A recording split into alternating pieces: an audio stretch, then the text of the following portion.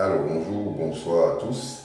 Alors voilà, je voulais parler du problème de l'argent dans les églises, dans les communautés religieuses chrétiennes, qu'elles soient catholiques, orthodoxes, protestantes. Alors l'argent, effectivement, c'est un problème et en même temps, qui peut fonctionner sans argent? Je pense que personne.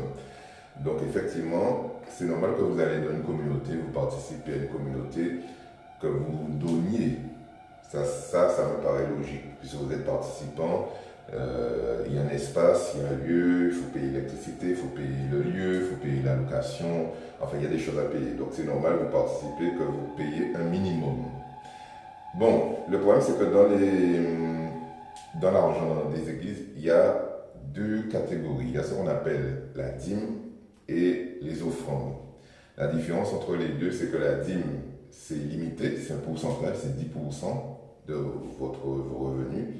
L'offrande, elle est illimitée. C'est vous qui choisissez le montant. Donc personne ne peut vous dire donnez tant, donnez tant.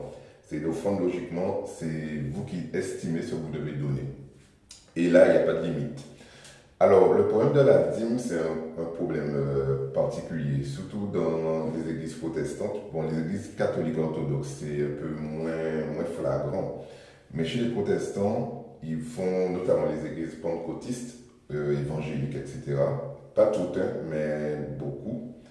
C'est pas toutes, parce qu'il y a certaines il y a certaines assemblées chrétiennes protestantes qui ne prennent pas la dîme, qui ne demandent pas à leurs fidèles la dîme.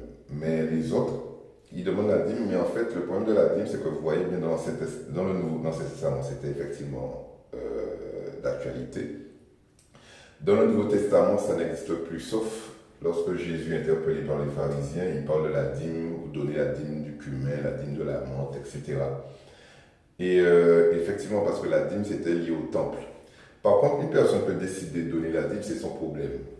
Ça, c'est son problème. Mais personne ne peut lui demander la dîme, logiquement. Parce que la dîme, c'était effectivement, d'ailleurs, c'était pas de l'argent au départ, c'était une contribution, soit la récolte, une partie de la récolte, soit une partie de son élevage, de ses moutons, qu'on donnait pour le temple, pour faire fonctionner le temple.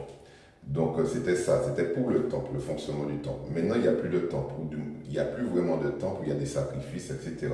Là, c'est pour ça que vous allez voir que dans le Nouveau Testament, les apôtres et tout ça, quand ils font des courriers, ils ne parlent que des offrandes. Parce qu'effectivement, il n'y a plus de dîme, c'est plus d'actualité. Mais chacun fait en fonction de ses convictions.